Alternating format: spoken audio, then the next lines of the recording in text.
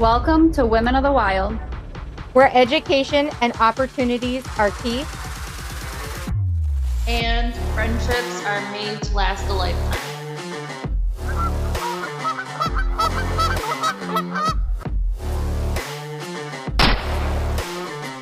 Did you get him?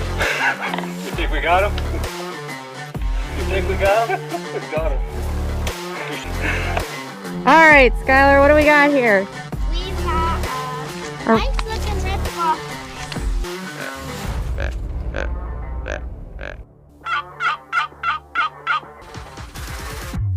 Oh, there she is.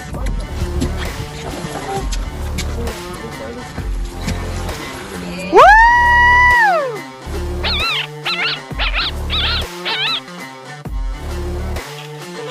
You dropped our gray ghost. Give me a hug.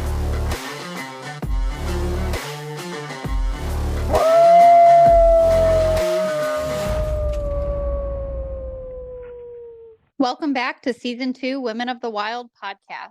We would like to first start off by thanking our title sponsors for the 2024 year. Atlantic Coral Enterprise, one of the largest import dealers in the world with excellent quality for hides, skulls, shells, and amazing gifts for friends and family or even your household. You can find them at AtlanticCoralEnterprise.com. RM Custom Call, multiple world championships from Main Street to Live Duck. American made, veteran owned. When you want to win on the stage or in the blind, we have you covered. Small shop, big sound. You can find them at rmcustomcall.com or on Instagram. We also have Rhino Land Safaris, providing exceptional quality with unmatched hospitality and cuisine, offering African safaris, a destination hunt for the avid rifle or bow hunter with some of the best trophy management South Africa has to offer. You can find them at rhinoland.co.za or on Facebook, Instagram. Hey everyone, Andy Lehman here from ACC Crappie Sticks. Just want to let you know about our crappie baits and jig heads. We have a wide selection of the hottest colors and big eye crappie jig heads in the most popular colors and sizes. Check them all out at accrappiesticks.com. Thank you. And now for today's episode, we hope you enjoy. Welcome back to Season 2 Women of the Wild podcast. It has been an incredible year so far, and we've only gotten started. We have some amazing things coming up. Make sure that you jump on the Women of the Wild website and check out our calendar contest for showcasing women in the outdoors from all over the world. We have our wild game cookbook that is up again to distribute out in 2025, and a lot of really great things coming. But we also want to showcase that we have some amazing women in the outdoors, and one of them is with us today. We have Austin Collins. Austin is from Texas. Hi, Austin. How are you doing? Hey, Felicia. Doing good. Thanks for having me. Absolutely. I'm excited to chat with you. It's kind of funny how our paths crossed. We were in Africa at the same time last year, and Yep. we just kind of like connected through social media, and I've loved following your journey ever since. But I would love for our listeners who don't know you to dive into who you are and kind of how you got into the outdoors and what you're up to now. Yeah. Thanks again for having me. Austin Collins on social media. I'm at Hen and Hunt on IG. I actually live in Texas. So I'm actually in Austin. So Austin and Austin. I'm what you call a late adult onset hunter, right? I first generation female waterfowler. Full time, I work for a large IT company, but in my free time now, I'm living more of that hunting outdoors lifestyle, mainly wing shooting. So a lot of duck, goose hunting, doves, and then the spring and summer, changing that to fishing. But about five to 6 years ago, I didn't even know what hunting was. I first got into it from skeet shooting and cut my teeth on public land. And over the last 5-6 years, I guess, really just learned a ton, right? About 3.5 years ago, I really wanted a lab. I was at the time still new in my hunting journey, and I didn't really have a ton of women friends at the time who were hunting. And so I was like, well, I need somebody by my side. And I didn't hunt with my husband at all. So I got a dog. Now she's 3 years old. And so my journey has just really evolved over, the last 5 years from what really started as knowing nothing about hunting, especially duck hunting. I knew about deer hunting, like growing up in Texas, but it had never really crossed my path. So the journey just evolved to now I, handle my own dog. I've been training her with a program, to working with different brands in the outdoor, industry that I love and really believe in. And now I get to host, all female hunts. One in particular is, focused on newer hunters. And those are rewarding, right? Because I was in their shoes 5 years ago. So I get to really share, the knowledge that I've learned over the last years. And, I was a newbie like them once. And so it's inspiring to be able to get other women, out there now. So a little bit about me. And yeah, social media has been a big part of my journey, I'd say, because I've leveraged it to connect with women like yourself. I think I remember connecting with you, and I was on this African high, coming back, I was just so in love with Africa, and we were just going back and forth. So it's great to meet you and be connecting to you and been following what you're doing to really get women in the outdoors as well. Well, I appreciate that. We appreciate having you on. I think that your story is really nice to talk about because you hear these women who, they grew up hunting from knee high, right? But you're not, and you and I share that that kind of same common ground there is we didn't grow up hunting. Mm-hmm. And what was your big introduction? What was your very first that you remember was your moment of I'm hooked? Yeah, I mean, my introduction to hunting more in my adult area was okay, I had a collegiate it was an older gentleman. He was a friend of ours, local, we'd see him all the time. And he used to be a collegiate skeet shooter. And so we were talking about that. And I was like, oh, I've never shot, I think we've shot skeet one time, long ago. And he was like, I'll take y'all out, and y'all being me and my husband. And that day we made a date for it, and my husband had to back out at the last minute. And I was like, well, I really want to go, I'm still going to show up. So I show up, and it's this guy and a couple of our mutual guy friends, and I'm the only female there. And they're like, where's Clay? That's my husband. And I was like, doesn't matter. I'm here, show me how this is done. And they would talk about their dove hunts that they would go on to here in Texas. You probably know this ranch, Felicia, which is the Ford Ranch. And they would talk about, their yearly dove hunts, and they always sounded so, fun and the camaraderie. And about a year went by. We went skeet shooting that day, and a year went by. And then the next summer is when I kind of tried to get them to take me out again and again. And every weekend I kept pushing the guys to take me to, learn how to shoot skeet. And I was learning on a 28 gauge, right? And so it was a little tough, right? Starting out, but they would still go on their dove hunts, and I would never get the invite. And one time it was that one person, my friend Sebastian, who, said, Austin, if you want to come hunting with me and my brother, we go on public land. It's not fancy like the Ford Ranch, but you can come with us. So that very first hunt, it was raining. And if you know anything about doves, they don't fly in the rain much. So we went out anyways. And I remember carrying an umbrella with us, and we had to stop, and it was kind of coming down. We'd stop, we put the umbrella up, and then finally it let up, and we were just walking some of this property, and finally one dove flies out, and I just pulled up, shouldered my gun, and I hit that dove, and my friend Sebastian goes to his brother, Wendell, did you get that? And he was like, no, Austin did. And I just remember being so elated that my skeet shooting had paid off, and I was nervous and excited all at once, and grabbed that little dove and was thankful to God, for its life. And then later, a couple months later, he invited me to go duck hunting again on public land. And that's another story in itself, but I was just hooked that year. And I just kind of started figuring out how I could go more. And that was kind of my start. But yeah, like you, I'm envious of the folks that have grown up doing this. Like I'm fully ate up with this and wish I had only started it sooner, but we're here now and I love it. Absolutely. It's funny because sometimes I'll look back and be like, man, can you imagine how much different this would be if I grew up at like 5 years old doing this? How much more hooked I would Oh be yeah, or for sure.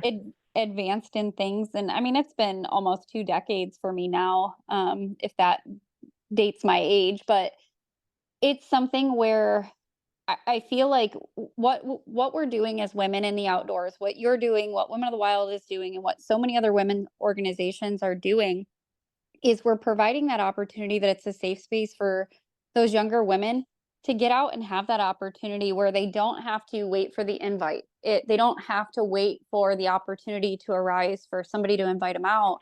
Like we're asking you to come. We want to give you that education. We want to provide that opportunity. And I think it's so important because I feel that it's the women that really had that late start that hold it a little bit, and I don't want to say more, but we really seem to hold it very dear to our heart to make sure that we're providing that opportunity for other women so they don't have to experience the same thing and miss 5, 6, 10 years of getting out there and finding this passion that you absolutely love. Yeah, I mean, I definitely think with social media too, I mean, there's still the norms where this is a very largely male dominated industry, right? Like I remember one time I was so frustrated with a brand that they wouldn't make more women clothing and I didn't want to wear the pink and the purple, right? And they basically said the market's not there, right? And it was just a shame to hear that as like a newer hunter because I'm like, no, it really is. And even now more so, I see women in the outdoors, whether it's duck hunting or any type of hunting, like I think it's amazing to see more women and not even the younger ones. Like, I mean, I'm in my mid 30s, but I've been able to see women who are like 50 even like, you know what, I'm going to do it, and it's not too late. And I think that's what's really special is that through our stories, we can share that. And I think a woman just the other day reached out and she was like, I'm inspired like to see like you getting out and doing it. And my goal is that like through my story, and it's at the end of the day, yes, we didn't grow up in it, but it is our story. And so it's a story that we can share and hopefully inspire others. But it still is somewhat largely male dominated, right? Like I remember like I finally got the invite to go to the Ford Ranch one year. And I was the first female ever, right, to ever go on that men's hunt. But I wasn't able to go without my husband being there, right? Like, and I get reasons why, right? There's other men with, their wives and stuff. So they have to make it comfortable for them. So I get that. But at the same time, it was very much felt like a boys club and like I wasn't allowed to be a part of that experience. Right. And so I do think, and what I did is I kind of just took it into my own hands and I would call up like outfitters that would be willing to, one, take a solo hunter and two, take a female solo hunter, like, and pair me up with, a group. And it was just always all men. Right. And like, I remember going to Colorado one time. I had never been goose hunting. I didn't know what the heck I was doing. I show up and it's like with all these, I like to call older guys seasoned, all these seasoned gentlemen. And they started there looking at me like, what is this young girl here? What is she doing? And I was like, hey guys, like I'm here to party, like show me how this is done, but not everybody has that kind of, yes, it requires confidence, right? Like just to go out and do it. And so I think when you do have women who are kind of creating a path, right? Or like Women of the Wild and creating hunts that you're able to kind of give women that opportunity to experience it with other women, I think it makes it a lot easier. It's still intimidating, don't get me wrong, from what I've heard from women sharing that, but I think it gives them a path and an easier way to get in without having to kind of experience that like good old boys club. Absolutely. We still hear that all the time of like, even if it's an all women's group, that it's intimidating, but having that confidence, but also having like that, I don't know how to explain it. It's almost like the grit of like, I'm going in that passion of like, I'm going to do it regardless. Mm-hmm. Yeah. That's what's going to push you forward. Like we always say, just say yes, because getting out there and accepting that opportunity that's provided and maybe doing something that's a little bit out of your comfort zone. Once you get there and you meet these other women or get out on a hunt and it's other men, like you're you're being put in a situation that it's obviously going to be uncomfortable. You've never met these people, but they become almost family after, and you have a good hunting trip or fishing trip or anything like that. You have this experience, and that camaraderie is what builds it. And it doesn't matter, like you can be so uncomfortable walking in, but you're going to walk out of there with new best friends. And I think that's really important for women to realize is you don't have to be scared. Like it's okay and it's warranted. It's a new experience. It's new people. It might be travel time. It could be various things that could make it uncomfortable, and that's definitely warranted. But give it the chance and step out of your comfort zone to give something a try if you really want to do it. And don't let the fear of, the one thing that's said a lot is like, I don't want to be like that. I don't want to say that stupid question, or I don't want to be that silly girl that didn't know. And it's important to know that if you have like a question or you don't understand, somebody out there with you probably didn't have that answer at one point either. We all learn in all of this by our trial and errors. And I would rather provide my trial and errors to provide people with success than to let them figure it out on their own. Like, yes, you need to do that at a certain point, but if I can be like, hey, this did not work for me, but this is what I do instead, I'm going to set you up for success instead of failure. Yeah, 100% agree. Couldn't have said it better. Well, what are some of the things that you have going on this year? Because I know that you have, and we'll just kind of lightly dive into it. But what are some of the things that you have going on this year with some of your groups that you're putting out? Yeah, so there's a couple different things we have this next season as far as the duck hunting season. Right now, we're getting into, like right now in the spring is a lot about dog training, right, with Birdie. I'll be going on a mahi-mahi fishing trip this next weekend, or really it's Monday. So, and fishing is a big part of like what my husband and I do share. So that's fun. We like to go to the beach a lot and do some redfish, getting out there in the Gulf. So that's really fun. But this season, as far as like waterfowl, we've got a couple trips that are going to be happening. We've got a Canada trip coming, North Dakota, a couple others in Texas. So the one I mentioned, I think earlier, and similar kind of on the topic of newer hunters, is what I did last year. I pulled together a small group, and the intention was to be very intimate for the reasons you mentioned, because I've heard that it can be intimidating for somebody to ask a question, let's say to a group of, 6, 8, 10 girls. Like that can be a lot of, it can be a lot of personalities. I love girls, but sometimes they can be a lot. So, but if you're there on a hunt with like mixed levels of experience, if there's a lot of girls that are there and maybe only 1 or 2 newer girls, those 1 or 2 newer girls could be a little bit intimidated to ask kind of that newbie question, right? Mm-hmm. So one of the hunts we did, it was 4 women total. It was me and 3 other women that were new or newer into duck hunting. And we held it in El Campo, Texas. And I basically did it small so we could have like a very intimate experience, right? So that they had more one-on-one type attention between me and then the outfitter, our guide. And then we also showed them some stuff, right? We did more hands-on work, which is just tougher when you have a bigger group. So some things that we did were, the first day that we got there, we kind of set up a mock shooting experience, right? So we had the clays, and it's one thing to go to the clay, sporting clays and go practice, but a lot of times, when you're practicing initially, you're mounting your gun, you're getting ready, and then you call pull. We all know that that's not how duck hunting really is. Like you're sitting down, you're shooting the shit, and then all of a sudden, the guide's like, or whoever's calling is like, oh, we got some coming in, right? And then it's like, okay, we're getting ready. And it's like, take them, like it's all super fast. And for somebody who's new, that can be tough, right? So we practice that, right? We also did things like once we went through our first duck hunt, we showed them how to pluck the ducks and carve them and how to clean them themselves, because I've been on women hunts before, and I'm not trying to, take away from those experiences, but for a newer hunter, a lot of times you're not getting that like hands-on, like learning or teaching, like, why are we doing what we're doing?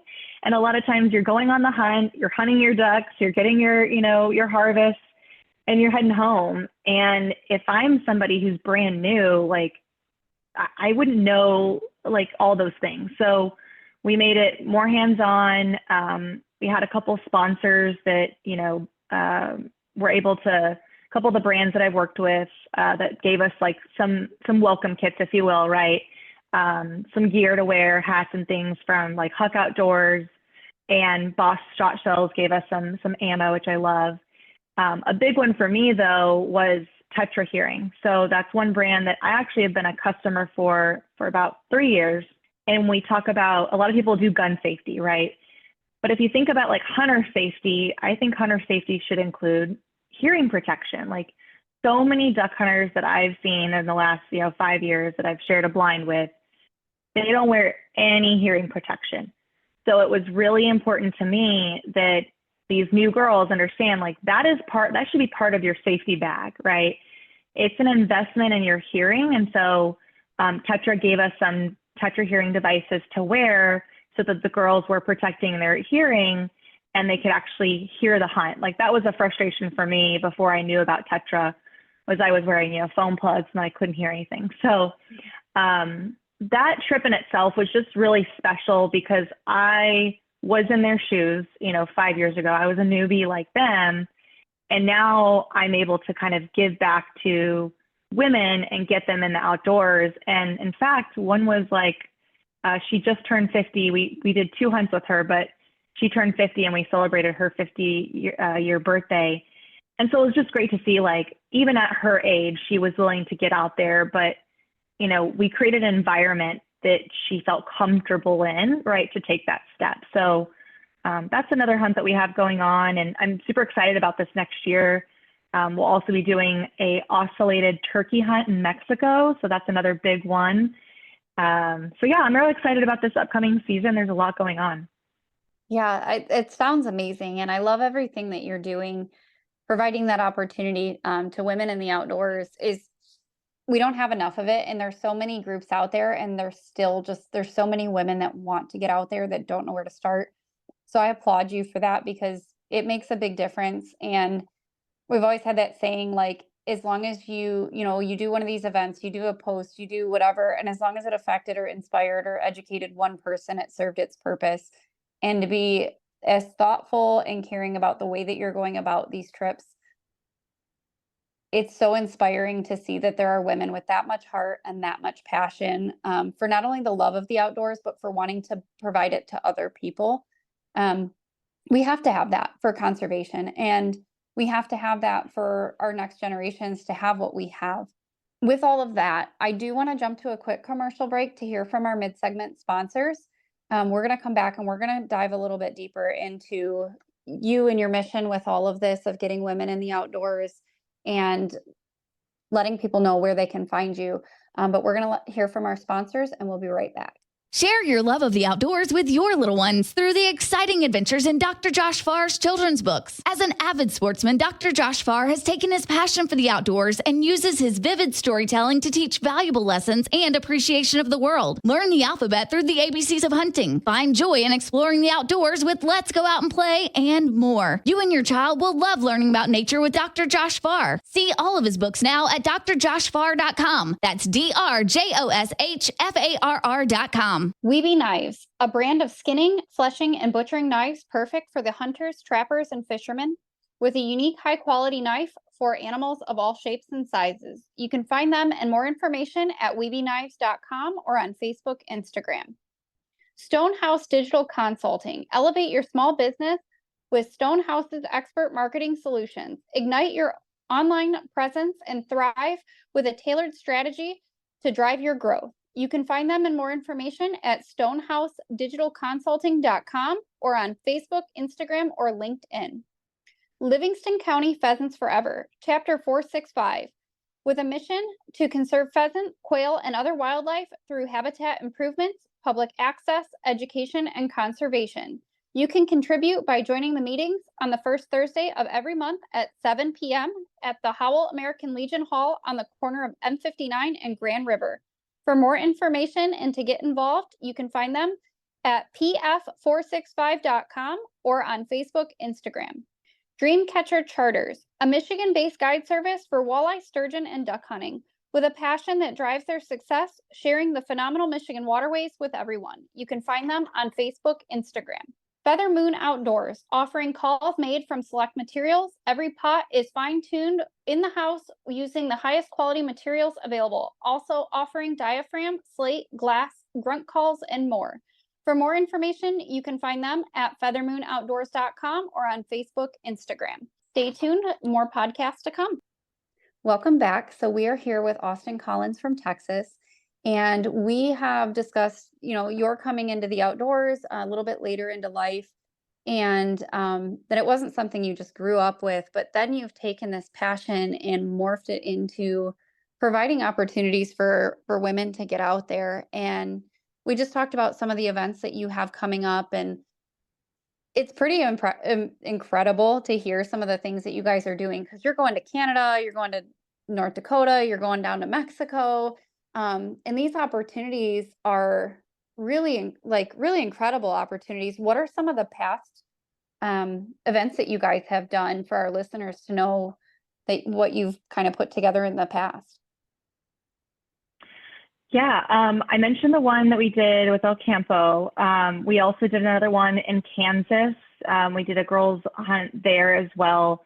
That one was really fun. We've done North Dakota before. We've actually done North Dakota twice now. So that one I'm really confident in the outfitter that we're using. And that one also includes a little bit of pheasant. We'll go on a pheasant farm. So that's also a good experience for women who, maybe haven't gotten to the upland, side of things. I've been to Canada before on an all-female hunt, but this one, it'll be new for me, a new spot in Alberta, but I personally know the guide. And what's exciting, the outfitter, it's Cloud9. And what I'm excited about on that one is, one, the lodge is amazing. The price on that one is like a steal. But what's really cool is Ben, who's the owner, he hired 2 guides and they're females. And I won't go into too much, but it's cool because they actually were, how do I best say this, not treated as well by other prior employers, I guess, because they were females. And so I just can't wait to be out there with Ben and these 2 gals and have an all women's hunt. So that one I'm really excited about as well, because Canada, the time of the year we're going in September, and it's not going to be as cold. So it's comfortable that, not only do you not have to wear all your heavy, winter gear, but you get, pretty liberal limits that you can bring home a decent amount of birds with you. So those are just some of the things we've done in the past. From the duck hunting side, I did get to go to Africa. That was another one. I love the similar approach of how we say, just get out there and do it. That was another one that I just got out there and went for it. And so that was really exciting. And so that'll be another trip I'm taking in the future. But from the women's side of things, those are just a few things that we've done, in the past year or 2. Yeah, that's incredible. And we'll definitely put a link where people can find you and find these events to get involved. I would really love to dive into your trip to Africa, because as our listeners know, Women of the Wild is going back for, this will be our 3rd year back. And we go every year. We even have a trip coming up for 2025. We do host them as co-ed because a lot of people want to be able to bring their spouse or siblings or parents or whatever your child that you want to bring with you. And we want to support that as a family entity. But your experience with Africa is much different. Your intro to Africa was much different than mine. I went there strictly for big game, but yours was waterfowl. Mm-hmm. And I think that a lot of people, especially here in the United States, we don't give other countries enough credit for their waterfowl. So I would love to hear about your trip over there, some of the species and what you got to experience, and just kind of give people the view and insight to how that trip was for you and what you took away from it. Yeah, I mean, you're right. I didn't go for big game. I never really, like, again, I've really only experienced the duck side, kind of the wing shooting, right, if you will, goose, cranes, swans, right, up until this point. But I had, not to get into it too much, but I had a big life thing happen where it kind of taught me, like, life is too precious, right? Like, you never know when tomorrow you're not going to be here, right? Like, so every day is a blessing. And I really wanted to go international. And so I had actually been following Ramsey Russell. If anybody knows Ramsey, then you know him. But for those that don't, he's really well known for being probably, I think, one of the top waterfowl guys out there, right? He knows everything about ducks, right? His background's amazing. So that's another amazing podcast to listen to. He owns Get Ducks. And so what he does is he not only has a U.S. hunt list, and that's kind of how I first met him was I actually went on a tundra swan hunt in North Carolina where he was actually on that hunt. So that's when we first met. And then since then, I've used a lot of his U.S. hunt list outfitters. And those are just, those are outfitters that he'll vouch for, right? He's put his name on, but you usually will just book through those outfitters. And so his international trips, he does all over, right? He's got Mexico, he's got South Africa, of course. He's got all the way up into, he's went to Australia. He doesn't have a hunt there, but I mean, Lima, Peru, like you name it, like he's got all the trips, right? So I started looking into one and I fell in love with the Africa one. So I went to Africa for ducks and I booked that one. My husband will kill me because he's probably going to listen to this, but I booked it and I didn't tell my husband because I knew he would say no, right? But I really wanted to go experience a different culture. I've really never been international outside of Mexico, right? Which, Cancun and all that, like how international is that experience? So it's definitely not South Africa. So I booked it and I traveled like halfway across the world going on a random hunt with Ramsey was going to be there. So I knew Ramsey, but 5 other guys that I had no connection to. And we went for 2 weeks and God, it was just amazing. So many cool things came out of that hunt. I actually wrote an article and that was published in Safari Club International's magazine this past year for the January, February edition. So I'll talk about a couple of highlights from that trip, but if there's more to it, and I'm sure we could spend, a whole 30 minutes talking about just that trip alone. So a couple things to mention. One was really cool is I got to really understand that hunting in Africa truly is conservation. Mm-hmm. We were in South Africa. We did 3 different provinces. So we did Mpumalanga, KwaZulu-Natal, and the Free State. And when we were in Mpumalanga, we were hunting on a farm and we were hunting Egyptian geese. And for anyone that doesn't know, if you're from Florida, you probably know Egyptian geese. They're super invasive, right? And as well as the spur-winged goose. And so on this farmer's land, they basically decimate the crops, like they ruin the crops.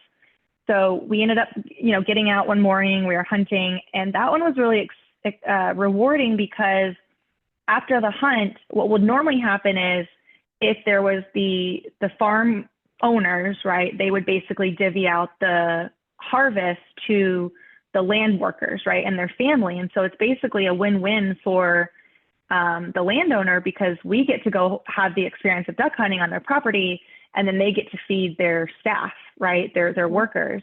Well, on this particular farm, they didn't have the same type of workers. So we ended up taking the harvest and all our Egyptian geese and spur-winged geese that we had killed on the property, we ended up taking it to a local village. And I mean, you've seen these, Felicia, but to give people kind of a glimpse into what these are like, I mean, these are shacks, right? They're barely held together, metal structures with no running water, nowhere to even, relieve yourself, right? That people are walking miles to go get water, right?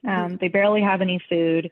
I mean, these are the poorest of the poorest. And I remember this woman, we rolled up and they called out the family, and this woman comes out, and I've got pictures on my Instagram. You'll have to go check them out. But she comes out, and this woman is singing, and she's saying, buy a donkey.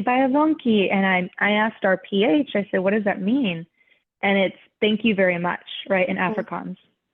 And so we asked the PH, we said, hey, can you ask them, like, I asked her, I said, how do you like to eat these? And so, in Afrikaans, she told us. And so our PH translated, and they basically take nothing goes to waste, right? So they take the whole goose, they obviously pluck it, but they boil it, bones and all, right? And so what they're doing is they will make and reduce it down to a thick, obviously very unseasoned gravy, but it's a thick gravy in a communal pot, and they make like white corn grit type balls, right? And so they're making a soup, and I mean, they don't let anything go to waste there. It was really special to basically be feeding people that, like, I catch myself sometimes throwing away food at home, and I just think back to, those people who have nothing, right? And, even just taking a shower or letting the water run too long, sometimes I'm like, oh, I'm reminded of the luxuries that we have here in the United States that so many people in this world like them are without. So that was one that was just like, from a duck side and a waterfowl side, like truly helped me understand how hunting really is conservation and how it really truly gives back to the people. Because I know so much now, like more that I didn't know then on like the big game side, which you could probably speak to even way more expertly than myself. But it was just cool to see it from like the duck hunting side as well. You couldn't have explained that any better. It's a very humbling experience for Americans. We take so much for granted that I think going over there, to me, it brings this piece to me, to my soul. And I say this, I don't say this lightly. When you go to a place like South Africa, it embeds itself within your soul. And it's something that you're not going to go once. Like, regardless whether it's for hunting or for sightseeing, photography, if you're going to go to like Kruger National Park or something like that, it's an experience, and every province has something different to offer. And it's so humbling, and it's so rewarding to know that you are providing a third world country an economy, because you're going over there, you're spending your money there, you're hiring PHs, you're hiring villagers, but you're also feeding these people, which most people don't understand. It halts poaching, because if you're feeding these people, there's not a need for them to go out and harvest their own animals beyond, what's there in the wild. And I've said this often, that I can't even blame them, because think about it here in the United States. If your family was starving and there's no grocery store, are you going to care that you're not supposed to hunt that? No, you're going to feed your family. You're going to go into that fight or flight, and you're going to do what's right for your family to keep them safe and alive. But what hunting over there does, it's conservation in so many levels, because it's controlling those populations, but it's also providing these villagers substance. They're able to feed, they're able to eat, they're able to have jobs from this. And like you said, what they're living in, the villages that we were through, it's metal buildings that, and I don't want to call them buildings, we wouldn't recognize them as a shed. They have no floor. Typically, they like a shack. A lot of times they don't even have 4 walls. It'll just be 3 walls and a roof, with no floor, no bathroom, no kitchen. Like, some of these kids are walking around without clothing, without shoes, and it's very sad. And I can agree with you that since this first time of me going over there, it's been a few years for me now, but from the first time I went, every single time I break down into tears, because we take it for granted here, and we get back to our normal lives.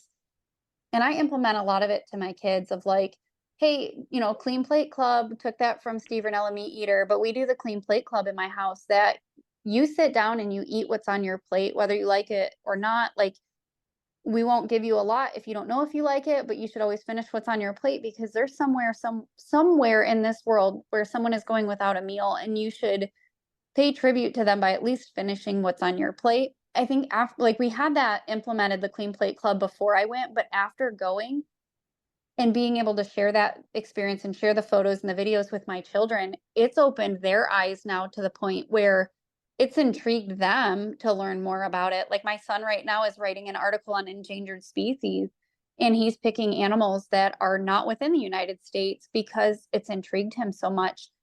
And providing that education to our youth, it kind of all wrapped together. But then we can also use it as platforms like you and I, when we first kind of, our journey kind of meshed together. That was something we talked about because you were down there doing ducks, but you did get a little bit of a dive into the big game while you were there. And Yeah. we were able to kind of connect from that. And it's so funny how just life works sometimes. Do you want to talk about some of the big game that you did while you were there? Because I know that was kind of like Yeah. unexpectedly. Yeah. I mean, it was. We went for ducks, right? And like I said, if anybody's listening that's a waterfowl like interest, like Africa is an amazing place to go because there is a huge list of like different species. I went for my pygmy goose, which is like the smallest goose in the world, but there's such a variety and the type of shooting that you do is so different. And I think that's the other thing is like anytime you go anywhere outside of your norm, especially international to a different culture, like don't expect to hunt the same way that you're totally used to, right? So that was one thing I did learn.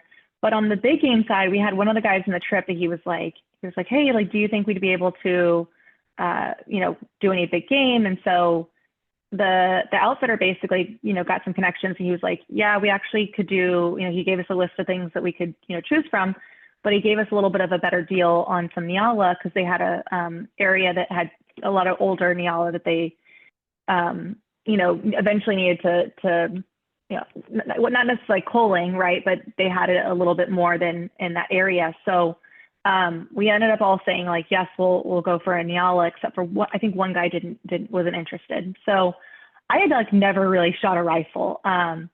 And so I was like, I don't know if I'm gonna be able to do this, but like, again, just having that kind of like go for it mindset, I was like, well, let's see how I do like out at kind of the practice. And I did fairly well. And so we went for it, and my Nyala was a pretty cool story. And I ended up getting like the biggest one of the weekend, I guess, of our trip. So that one was just really special. I think what was more special though, and just more, I think, emotional was I went for a zebra, or as they say, zebra. And that one was really emotional because unfortunately I flinched and I hit the zebra and I hit her on her knee basically, and I hurt her, right? And so there I am, like, I'm crying, like I'm freaking out, like I didn't take it like the ethical kill like shot, and now she's in pain and I'm freaking out, and my PH is talking to me and Ramsey's talking to me, and I'm just like, be quiet, I can't think. And so like we rush forward, we basically like get another 50 yards forward on the sticks, and I take another shot and she's down. And so then I'm like letting out this huge cry, right? Like it was just a huge ball of emotions of, excitedness in the way, but mostly like relief, because like it was just a really intense experience, right? And I was already kind of hesitant because I think more than anything, like zebras and things that like we've grown up with as like kids, we personify them in a way, right? Like we're used to them from like the zoo. And so I was already like hesitant. But Ramsey had brought one in the night before, and I didn't have any like feeling of emotion of like sadness for it. Like I was like, oh my gosh, this animal is like beautiful, right? And I was like, oh, I'd love to experience this myself, So when the time came, and I just remember like finally going up to her and like praying over her body and just like, thanking her again for, the harvest. But it was like a ball of emotions, like sadness and like relief and elatedness. Like it was just everything at once. And then what made it even worse, and I mean, this is the hard side about hunting that I don't think a lot of people, talk about. Like at the end of the day, like, you're taking a life. And it's not about the kill. It's not about the trigger pull. It's the experience that goes into it. But what happened was a couple of her herd ended up coming back. And as we were loading her up after, we took our photos and whatnot, three zebras came back and they watched. And I'm telling you, Felicia, like that was when I started to even question, like, am I even a hunter? Like, I felt this complete sense of like, almost like, definitely grief, but almost like, did I do something wrong? You know, like, what did I do? I took this and I started to basically give her a family. I was like, this is the mom and those are her kids. And I started to basically personify her and give her human type, you know, characteristics in a way. And I was like, why did I do this? You know, and Ramsey said something to me. He said, Austin, you have to remember, without our hunting, they may not even be here. And that was something that I had learned from the PH. When we first got there, he was telling us about, you know, Kenya and like how basically Kenya abolished, you know, hunting, and how at the same time, South Africa started to encourage it, right? And how the numbers of Kenya, like the populations just have severely declined, right? And that's when I started to learn about that. And it was a reminder to say, like, your money of being here and hunting is able to, like we talked about, right, give back to the community in so many different ways. And now, like, learning even more about conservation and following, you know, blood orange origins, right, and profiles that are out there that are really trying to drive like how hunting is driving conservation in countries like Africa and South Africa. So it was a reminder at the moment, but I remember journaling and just being like, why am I even a hunter? Like, why am I doing this? Like, and it was a good experience for me because it caused me to really think about, why do I love hunting, right? Why do I love it? It's not, there comes no ease in taking a life, right? Even like when I shoot a dove and I wing a dove or a duck, like having to dispatch that bird isn't always easy, right? Like, and you have to really like come over it. And I'm sure, I know guys are out there probably thinking like, no big deal. But I always like, am like thankful for the animal, and you're taking a life. But I think what also helped me remember is like, nothing goes to waste there. Like that zebra, we eventually, not that particular one, but the one from the night before, we ate. And let me tell you, zebra is delicious. It's so good. I think I liked it better than the Nyala. I think you and I talked about that, but nothing goes to waste there. So it truly wasn't it's not like you're just, and that's what people that don't understand hunting and don't spend the time to like educate themselves and, you know, saying, oh, that's for the trophy. It's not. You truly are you're impacting villages, you're impacting the economy there, and you're giving back. Otherwise, these animals would be overrun, and, you know, basically what happened in Kenya. So, right. So that was a pretty like intense experience that I had this like cloud over me. And then the next day was like a roller coaster of emotions back up, where I ended up getting my very first banded duck. And so that kind of turned things upside down. And so I've come to like terms with understanding that experience, but I think it changed me as a hunter fundamentally to remember that, like, why do we hunt? And if you lose that like passion of why you're out there, it's not about the trigger pull. It's not about killing that animal. It's totally the experience and all that goes into it, right? And so it was a good experience for me. But yeah, I mean, Africa was amazing. I was just on this complete high when I came back. I remember telling you, and I was just like, I want everybody to be able to go to Africa. And I really think like if you can save the money and you can find someone like yourself, right, and a hunt that is actually affordable from what you guys are putting out there, to be able to go experience it. It's truly life-changing. And I'll be going back to Africa, not to South Africa, but back to, I'll be going to Namibia for the first time next year. So that's another kind of extension of my journey. I just got my first hunting rifle and building that out. So that's fun because I feel like a newbie all over again. I'm learning about like optics and scopes and all the things. And so it's cool because now I'm a newbie all over again. But yeah, South Africa was amazing, but Africa is, you know, in general is amazing.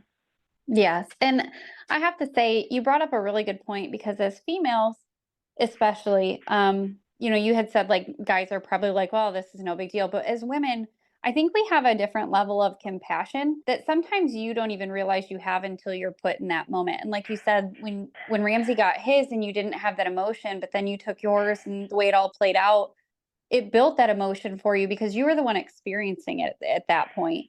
And Oh yeah. it can be that make or break for a hunter, but in my opinion, if you don't feel some sort of compassion for the game you're pursuing, not wanting to see Yeah, them you should suffer, be done.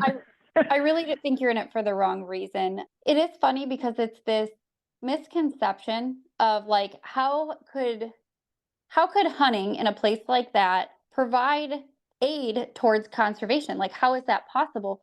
But like as we talked about what you're doing with that food, employing villagers, you have your taxidermy. I know we have taken the girls into town and went to like the wine tasting and supported like the local villages and your people there making crafts or making the homemade wines. And there's an entire community that you're helping their economy be something in a third world country beyond just the conservation. The conservation is amazing, and without it, who knows where they would be at. I mean, there was populations that were wiped out over in South Africa, and with aid from the United States, we were able to reintroduce them over there, and they're flourishing now. But it's kind of incredible to look back at the journey. So I do encourage anyone that is, thinking about going or has seen photos and was like, man, this would be really cool, but it's expensive. It is, but you also have to understand what you're getting in an opportunity like this. And it's really not expensive when you start weighing all of it out with like your meals, your lodging, the animals, and then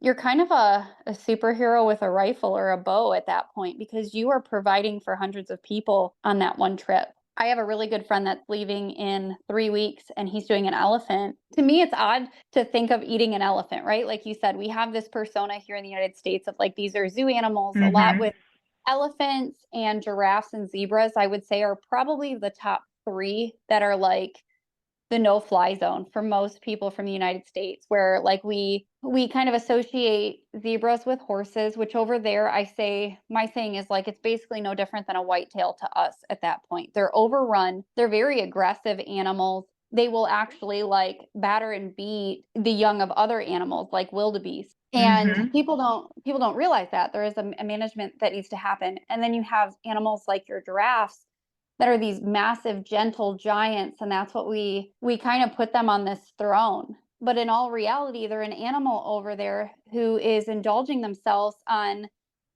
foliage to the point where it can starve out other animals within their area if they're not managed. And then you have things like elephants that are destroying the land and terrain if there's too many and the population's not controlled. And they can also become aggressive and they can tear up those water killing the lines. villagers. Yeah, Yep. and one of the things that we actually experienced the first time I went to Africa was them pulling the water lines. So like you were saying, where people have to walk like miles to get water that's clean.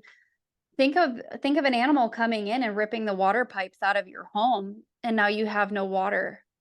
And it's just, I think that there is this pedestal that we put some of these animals on of they shouldn't be hunted. But then you come here in the United States and we're okay with hunting elk and we're okay with hunting whitetail and we're okay with, shooting a turkey or a duck. And in their culture, it's really not different. It's a meal to them. And it's just anywhere in the world that you go, everyone has a different perception of what is okay and what's not.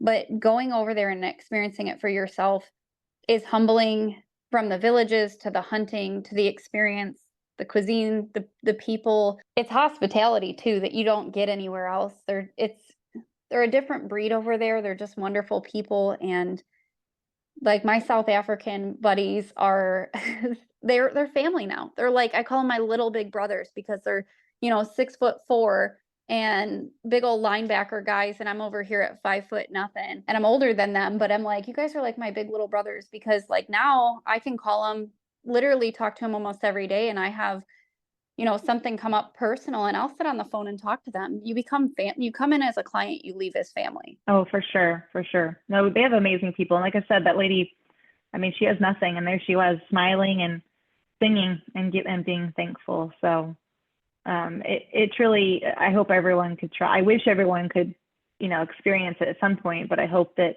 many that are interested can experience it if that's something that they want to eventually do in their lifetime. Absolutely.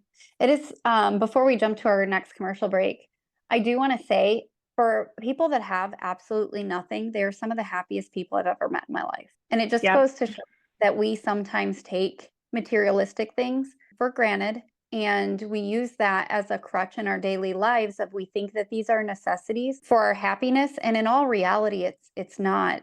And we need to remember that we create our own happiness. And that to me is a place that proves that to you. Yeah, and I'll just add this because it came to mind when you said that. It's that as well, but it's also the harvest that we do take here in the U.S., whether it be ducks, big game, like trying to use as much of the animal as you can. And like I see a lot of hunters just breasting out their ducks and their geese, and like I get it. I know it takes time, but it's just a shame to kind of sometimes see how much goes to waste. And so that's one thing that I, like in my newer hunter trip, kind of taught the girls about. And it helps to hold me accountable at the same time to try to make the most of the resource that I have, right? Whether it's, okay, I'm going to take the hearts. Actually, hearts are really good. Yeah. Most people are like, oh, they don't want them. They're actually really tasty. Or the livers, right? Okay, I'm gonna dehydrate those for my dog, and that's actually really healthy for them.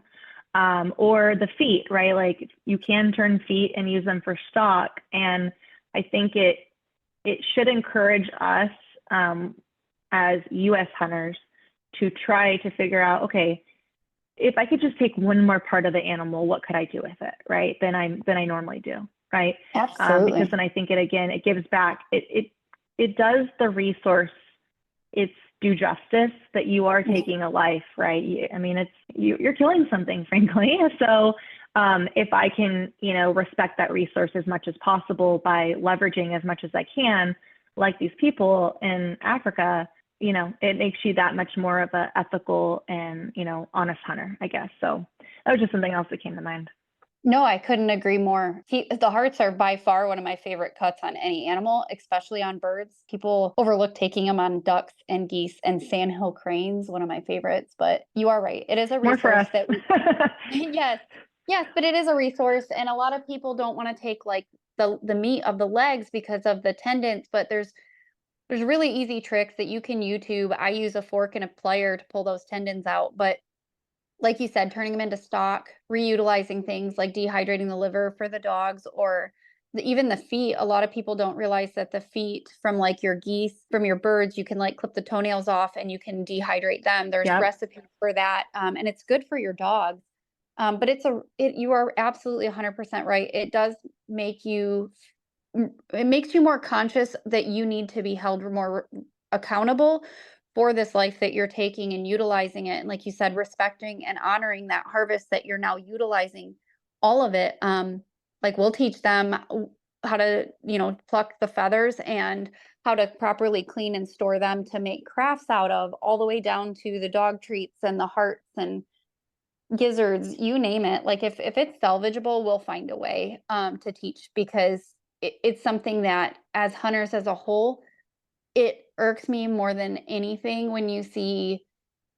I haven't seen it much now in my later years into hunting, but I do remember when I first got into hunting, like seeing people just cut the back straps out of something and leave it. And it irks me to no end to see something like that, because to me at that point it's wasteful.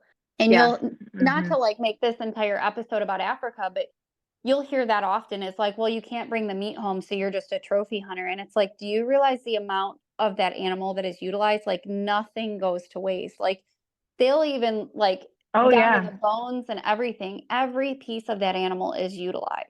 Yeah, one more thing, I remember the Nyala, we had gotten our Nyalas, and this woman random comes up and she's taking the intestines and she's flushing it out. And then we asked, like, what is she doing? And they're like, yep, they eat it.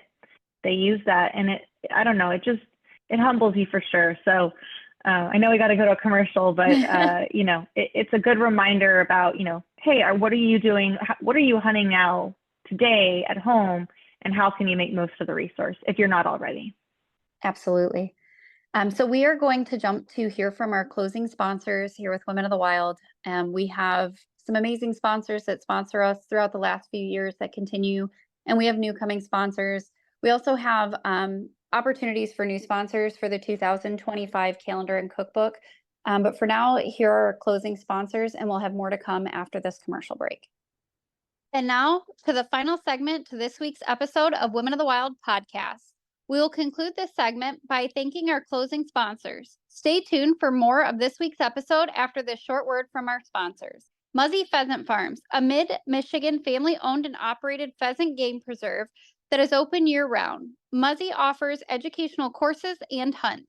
They are family-oriented, creating a great opportunity for new and seasoned upland hunters. With no membership required, come hunt with Muzzy Pheasant Farms. You can find more information at muzzypheasantfarms.com or check them out on Facebook and Instagram. Blast and Cast Guide Service is a veteran-owned and operated Michigan-based guide service for the Great Lakes. With decades of experience of fishing and waterfowl, they ensure a safe and enjoyable trip every time. You can check them out at blastandcastguideservice.com or on Facebook and Instagram. Ultimate Veteran Adventures. UVA offers outdoor therapy, recreation, and camaraderie through hunting and fishing adventures around the country for veterans, active duty military, Gold Star families, and first responders. You can find them at ultimateveteranadventures.com or on Facebook and Instagram. Sawmill Creek Bait and Lures, a husband and wife owned and operated company, the home of the C4, one of the best trapping canine lures on the market. You can find them at sawmillcreekbaitandlures.com or on Facebook and Instagram. Wicked 7 Outdoors, a Southwest Texas outfitter guide service with an exceptional care and quality of backcountry mountain hunts for free-range aoudad. Also offering high fence and low fence exotics, come immerse yourself in the outdoor experience. You can find Wicked 7 Outdoors on Facebook and Instagram. Misguided Outdoors is a female-driven Michigan-based guide service offering turkey and waterfowl hunts. Misguided is focused on educating women and youth, providing a hands-on hunt experience for all ages. You can find them on Facebook and Instagram. We thank you for tuning in, and we hope you enjoy the rest of this episode. Welcome back. So we are here with Austin Collins, and we have dove into quite a bit. And I know this middle segment kind of turned into a lot about Africa because it's such a beautiful experience and really life-changing. But I would love to kind of completely flop the table over right now and change it up, because there is one topic that I think is paving a way for women in the outdoors that I would love to touch on with you, and that's you and Birdie. I would love for you to talk to our listeners about being a female with a working dog. And I know we brought Birdie up earlier in the conversation, but I think that it's important for women, especially with these companions in the field, how you kind of got started with that. I know you kind of explained to us that you wanted that companion in the field, but like, what was your choosing in the breed, and what are some of the tips you have for the women out there that want to get into dog handling? Yeah, I mean, anybody that knows me knows that, like, I would love to talk about Birdie. Birdie is like my child. I don't have any kids, so I definitely treat her a little bit like she is. Sometimes to my downfall, but she lives the good life. And having a dog has truly changed hunting for me, because now it's less of like, okay, you know, I'm putting the gun down and I'm actually experiencing it through her. So it's like, if we miss a duck or even somebody misses, it's like one less retrieve for her, right? But yeah, I wanted a dog because I was a solo hunter and I really wanted to have kind of that best friend by my side. And so I started the process. My husband will laugh about this. He basically had me pitch him. I had to put a PowerPoint presentation together, and I had to pitch him why I wanted a hunting dog. And so as part of that, it did teach me, though. I mean, I think it's cheeky and funny, but it forced me to think through, okay, what breed did I want? Why did I want that breed? And initially I didn't want a lab. I obviously saw that everybody has a lab, right? In the duck hunting world, or a lot of people do, a good majority. And I wanted something different. So I started, looking into, like, I almost at one point was like, oh, I'm going to get a GSP, like they're so cute as puppies, right? Or Jothar, right? And I just like the way they look, right? And then when I started to really research and learn that there's a reason Labradors are the best breed for duck hunting, right? They were born from the St. John's water dog, right? If you look back into their lineage from Newfoundland, and those dogs were on the sailor ships, right? Going into the cold water, retrieving the ropes for the sailors and the items that had fallen into the frigid water. There's a reason that duck dogs, right? Truly the best breed out there is a Labrador. They're bred for that, right? Their coats, right? They can handle the colder temperatures much more. And I'm not sitting here and I'm not a dog expert, but I'm not here to say that a Drossard or a GSP can't retrieve ducks. I'm just saying that if that was your number one, reason that you wanted a dog, which is part like why you have to ask yourself, okay, like what's most of the hunting I'm going to do? And that was it. I was duck hunting, right? So I wasn't doing mostly upland. While Labradors are very versatile, I believe, and can do upland, my number one purpose was duck hunting, right? So I ended up deciding on a Labrador, and I ended up learning about British Labs and American Labs. Birdie is a British Lab, and I won't get into too much of like the differences. You can go research it, but ultimately it came down to, British can be a little bit more on-off switch. Americans can sometimes be a bit more like hard charging, high energy. And again, that's broad strokes, but I really decided that British Lab was for me. So I researched and found she's from Southern Oak Kennels. And I had really wanted a dog from Josh Miller with Riverstone Kennels up in Wisconsin, but he was on a 2-year wait list and I was impatient. And so I ended up getting Birdie, and she was born on our anniversary. So it was very much meant to be. And I had just lost a dog that I had for 12 years, my Pomeranian Miki, 2 years almost to the date that she was born. So it kind of felt like it was a gift from Miki. And so he finally said yes, and I got to bring her home. So I sent her off for some training because, again, I'm an amateur. I didn't know what I was doing. So I did send her off to Josh, and she went up to Wisconsin, and she did her gun and bird intro and then about a 4 months training for her intermediate training. And man, I miss that girl. That was really tough, but it was the right thing to do. Especially if you're new into handling, right? It does not mean that if you're a new handler, you cannot do it from the beginning, to, desensitizing your dog to guns and birds. But I live in the city in Austin. So you have to also ask yourself, what sort of resources do you have, right? Do you have, like, being in the city, it's even tough now to get my dog training in with the resources that I have. So if you're in an area, if you live with more land, right, something like that is different than the backyard that I have here, and I can't shoot a gun right where I'm at in the city of Austin, right? So that was a big factor that you have to also think about. And then the big thing is also like community. Like, are you around people that you can learn from? And the program that I've used now, it's actually Josh Miller's program from Retriever Roadmap. He launched it the same year that Birdie was at training. And so when she came back, I was able to have like a path and an at-home teaching program that I could do at my own pace and really learn, okay, how do I take her from now she's retrieving to hand, now I need to teach her how to do blind retrieves and casting and handling, and all of that I've done myself. So her first year she hunted, looking back on it now, it's something that we call redshirting, which is basically kind of a sports term. Everybody, as you know sports, you know redshirting, but it's basically sitting your dog out that first year, right? And it teaches them, Josh, describes it way more better than I do, but it teaches them a lot of things. And sometimes dogs are not quite ready yet, especially when they're still puppies, right? So I would say one of the best practices I learned was I probably should have redshirted Birdie. Because one of the challenges that I ran into this last year, coming out of our training in the summer and into the first part of the season, is I had been the first year of her hunting. I had sent her on a straight line, right? So duck falls down, right? It's in the water. She's marked it. And I'm just going to send her on a line. And I don't have any way to communicate with her to basically handle her, oh, no, you need to go right, or you need to go back further, right? Like, that's, for anybody that doesn't know, that's handling, right? In a very basic description.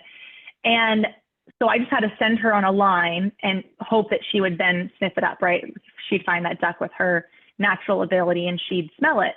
What that created was a bit of a challenge this year, where when you go from training in the field, right, like a training scenario, to actually then being in a field in a duck hunting scenario, now you have less control, right? Because your dog is completely amped up. They're excited, they're in their element. And what we had done was I had taught her handling and casting, and she knew over and back. But when we finally got into the field, the very first actual teal hunt, like it was like she didn't even know what I was talking to her. Like it was like I was speaking a foreign language. She wasn't paying attention to me. And that all just comes with her maturity, right? Had I redshirted her, I don't think I would have necessarily caused, I don't want to say it's a problem, but I think I would have got through her advanced level training and then introduced her into hunting this previous year, where I would have had a bit more control with her, because I kind of taught her, hey, you get to hunt the ducks up, right? It's your job. And when you do blind retrieves, you have to turn that off, right? It's about you as a team, you as a handler. And so you want her to really turn off in a way, it's kind of counterproductive or counterintuitive to their natural instinct, right? You want them to really pay attention to you. And if I give you a ride over, you want them to listen to you and tune out all of the environmental like stimulus that's going on, that's creating all of the pressure, right? If that's the best way to put it. So that was something we had to really overcome during the hunting season. So I really had to focus on continuing to train through while hunting. And that is tough because anybody that knows like dog handling, if you go into the season, you're going to unravel some challenges. So that was something that I just kind of learned through experience, right? But Retriever Roadmap is the program I use. What's amazing about it is the community. That is probably a big thing that sets it apart, different from other kind of at-home programs that are out there that I'm also familiar with. And we just came off of an event in Missouri called Strike Force. We have another one coming up in Wisconsin, and it's for any Retriever Roadmap member. And what we basically did with the Strike teams is I kind of suggested to Josh Miller, I said, hey, Josh, like, what if we built like chapters in a way, right? So these are Retriever Roadmap members in your vicinity that we could go and like have like chapters with teams, and we'd be able to train with like-minded training folks that are using the same program. So that was something I suggested, and he launched that last year, and it's really taken off. I don't know how many strike teams we have. I want to say at least 10 or 15, if not 20. But it's really cool to see all of the different strike teams that are hosting training weekends together, and they're getting people, other Retriever Roadmap members and dogs. So it's a community within the broader Retriever Roadmap community. So what Strike Force does is it brings all of those strike teams together into like a 2-3 day weekend. And this last one in Missouri was awesome because it was upland, and we got to work with pheasants, like live birds. And Lewis comes from Scotland. He works with Josh. He's a very close friend to him, business partner. And so he comes in, and so he gets to teach some of the Scotland way of, British training, which is different than we do in the US a little bit. So if anybody does have a dog, a retriever, doesn't have to be a Labrador, and you're interested in taking your dog, up a level, like what's cool is Retriever Roadmap does go from puppy, obedience, to gun and bird, all the way to advanced, right? And you really get to take it your journey. If you're interested, please reach out to me. I'm happy to share some more information about that. Again, I don't get anything out of that. I'm just trying to promote the program that I use, which has been amazing, in the community. But we do have Strike Force coming up in June. And so I will be traveling from Texas up to Wisconsin. So if anybody is wanting to experience that, that's a great event to be able to go to. You just have to be a Retriever Roadmap member. So I know that was a lot about Birdie and just like our journey, but we travel together.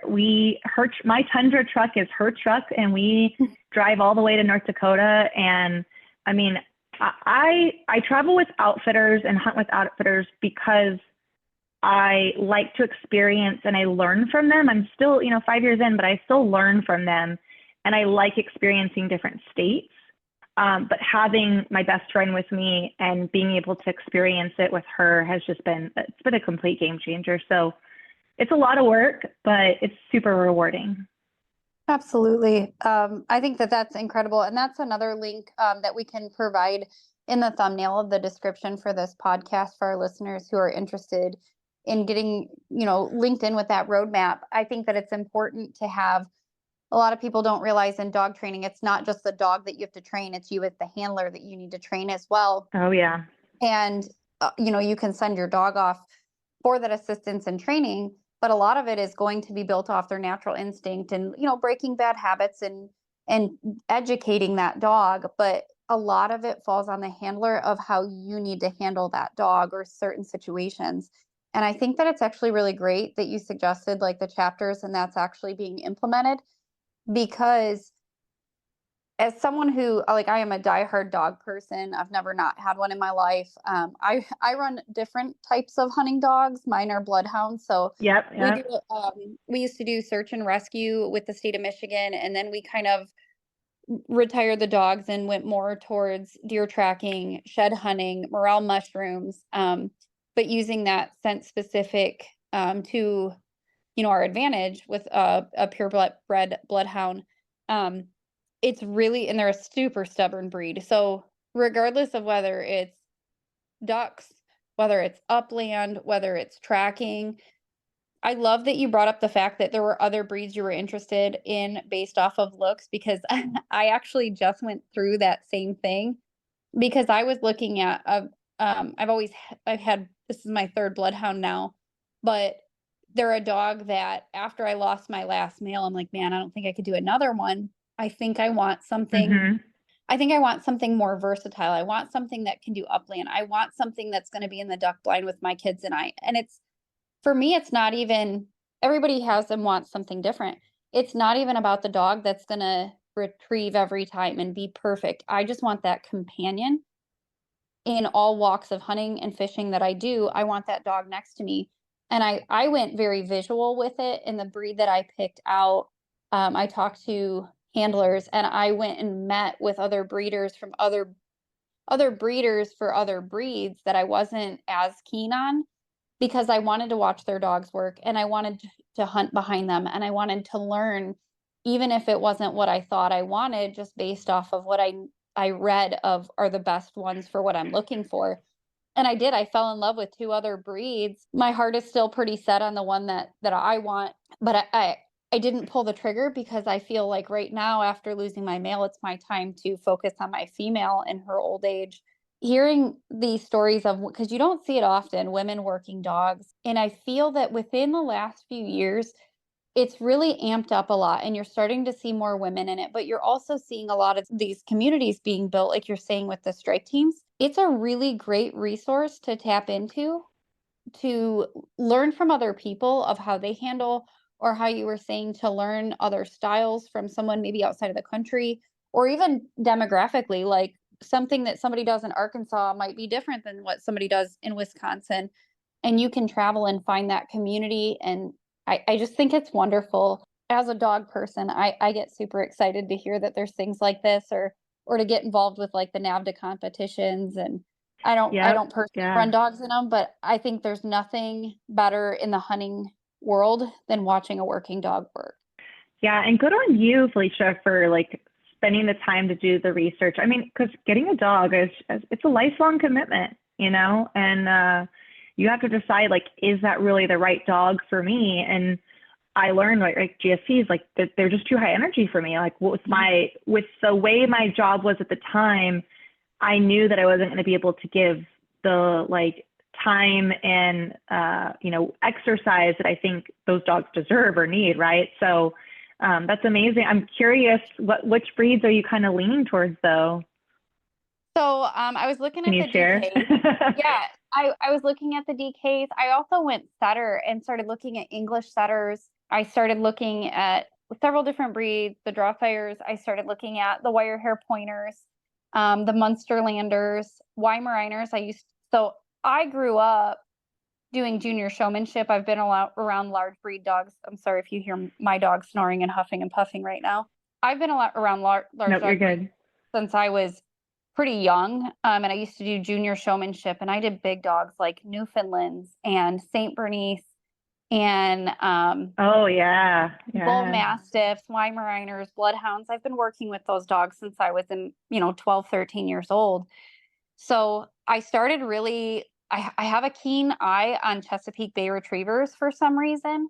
Um, and it's a visual thing. I think sometimes as women, we choose with our eyes and our hearts more than our minds sometimes. And I am a person, like you said, this is a big decision, and I don't take it lightly that I'm introducing not only a dog, but a complete new personality into my home. And I want to make sure that I'm doing my best, as we all should, as a dog owner, that you're picking the breed that you're going to be able to mentally stimulate to your abilities. So like I've had bloodhounds for several years now.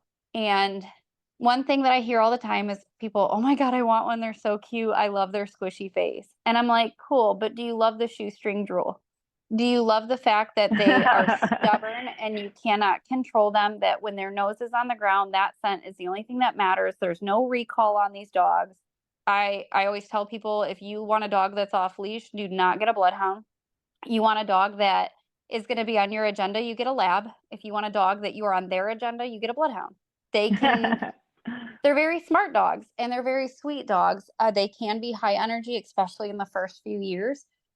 But Hollywood has falsified a bloodhound to be this lazy couch potato dog, and they'll get there after about 4 or 5 years old. But their first few years, they are very high strung, and they need not only physical stimulation, but mental stimulation, or they'll become destructive and moody, and they're super, super stubborn. And that's something they don't grow out of. Yeah. The hounds are stubborn. It's important to know the breed and what they're bred to do, right? Yeah. And really ask yourself, right, what is the hunting that you're going for? Because I mean, like I was just listening to a podcast the other day, and they were talking about, drothars in South Dakota, and, they are versatile. They actually absolutely can hunt ducks, right? But if I was doing mostly duck hunting and no upland, would that be my first pick, right? Versus if I'm doing mostly upland and I want a dog that also can take into, duck hunting, that's a good versatile breed in that aspect. So I think it's important and good for you to kind of take the pause and make sure you're making the right decision for you and for your boys, right? Like what's the right family dog too? Because first and foremost, I mean, and that's why I think, Josh talks a lot about, like, these dogs first and foremost are often family dogs first, right? Mm-hmm. And so he really breeds for, that biddability and that on-off switch, right? And so if you have a higher energy type dog, can you really manage that, right? Are you able to give that dog the attention that it needs, no matter the breed? Because there's many, bird dogs that have high energy, so not labeling, one in particular, but yeah. And well, actually, I hope you find the one you decide on. One of the deterring factors on some of the breeds was the fact that I do live in Michigan, right? So we have really cold, brutal winters. And if they don't have a coat that they can withstand those cold temps and be out in a blind with me for 8 hours when it's negative 10 degrees, like, sure, I'll put something down so they're not on the cold ground, and I'll put up what I can to accommodate that dog, because I want that dog to be more comfortable than I am, right? Like, I have a coat and gear on. Well, they have a fur coat, but that's about it. They have their paws that need to be protected, their nose, their ears, those types of things that you need to be cautious of. So that was something too, is the durability of a dog in the cold temperatures. But I also travel to warmer states like Texas quite frequently, that if I want to take my dog there, could they hang out in the mountains with me or out on a ranch? Could they be durable enough to withstand the heat and the cold? And that was actually some eliminating factors off my list of what I wanted in a dog, because the more I dug into it, I found out they weren't as hardy of a breed. And I'm like, oh, I don't necessarily want to have to. This was something you and I actually talked about before we were recording, not having to pay someone to dog sit or put them into boarding. I want my dog to go with me wherever I go. That dog is a family member, and I want a dog that is going to be versatile. I want a dog that I can do tracking, that I can do waterfowl. So when you're like for you with Birdie, and you know that like my mindset is I want to mostly do waterfowl. I'd love to do some upland. You have a great selection. But for somebody like me, where I'm like, I need a dog that's a jack of all trades, like I am, it kind of like broadens your spectrum of the dogs you can look at, but it also like really tightens it up because you might have a dog that's great at, tracking, but terrible at, retrieving or pointing or whatever it may be. So it's for those who are wanting to get a working dog, whether it's, we just did a class back in January for teaching just basic intro to dog tracking 101. We do online courses every month, and you have a lot of people that want these dogs for tracking and they want to go towards these hounds. And the one thing I tell them, like, yes, they are the best dog out there when it comes to it, hands down. They're a scent specific opposed to an air scent, that they utilize both of those glands, but they're a very stubborn breed and they need a lot of work mentally and physically. So think about that, especially if you have little kids. It can be demanding. And not to say that any Yeah. working dog isn't, it's a lot of work, but you just have to figure out what fits your personality, your lifestyle, your home, like you said, your backyard. You have to find that dog that is that middle ground that fits every aspect of your life, and you're going to introduce that dog into a safe environment for them and you. Yeah. And I think, dog handling, no matter the breed, though, two women come to mind, actually. They're both women that are in Retriever Roadmap that they actually didn't do hunting first. They've actually done the dog handling first and now are getting into the hunting. So it's a good way too, that if you're like, hey, I'm interested in hunting, but maybe I start with a dog and the handling side of things first. Like, that's not uncommon for people. Or even like, you mentioned NAVDA earlier. I train with a group, not NAVDA, but I train with a retriever handling group that does a lot of like the hunt tests, whether it be AKC or UKC. But a lot of those folks, they just do those tests, and they're more the field type dogs, field trial dogs, if you will. And they don't hunt. And then some of them do, right? But some of them got into that and then they got into hunting. So it's another interesting way to think about the outdoors and how different approaches to, hunting you can take, right? Whether it be the dog first and then you get into hunting after that. So I think it's interesting to see that you mentioned earlier, like women are starting to get more into the dog handling side of things. And I think I talked to one girl who's up in Canada and she's doing more upland type dog handling, right? That's her thing. And she's like, she had reached out about the Canada trip and she was like, hey, I'm kind of interested and this is what I do. And so it's cool to see women, in general, whether it be hunting or whatever it is, fishing, just getting more in the outdoors.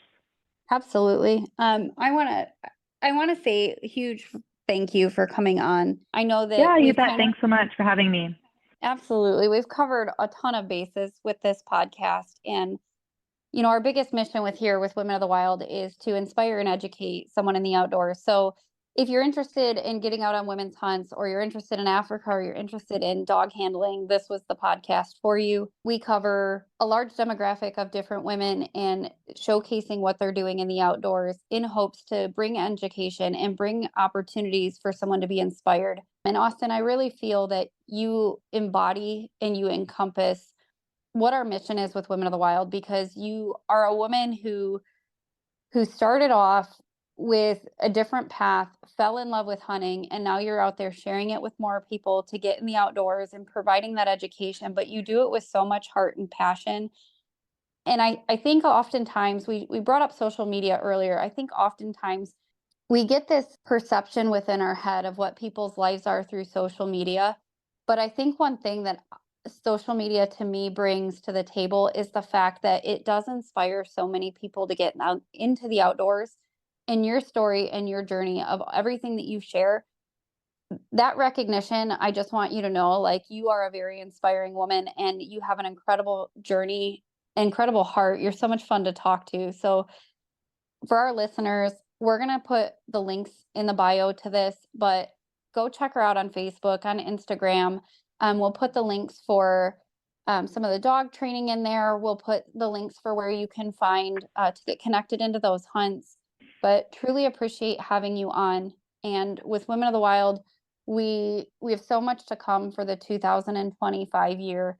We're still not done with 24. Our trips are all posted on the website. You can find those at www.womenofthewild.net. We do have the calendar submissions that are opening up in June.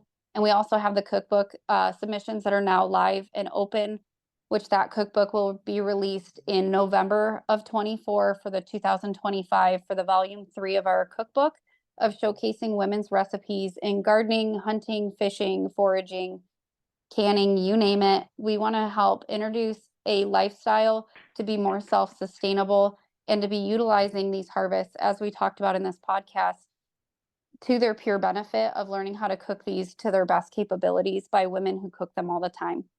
So thank you again. This was a wonderful episode, and I can't wait to hopefully get on a journey with you and have an adventure together soon. Yeah, thanks, Felicia, and to Women of the Wild. I really appreciate it, and very kind words. Look forward to connecting with some of your listeners, and let's get out there. Yes, ma'am. Thank you.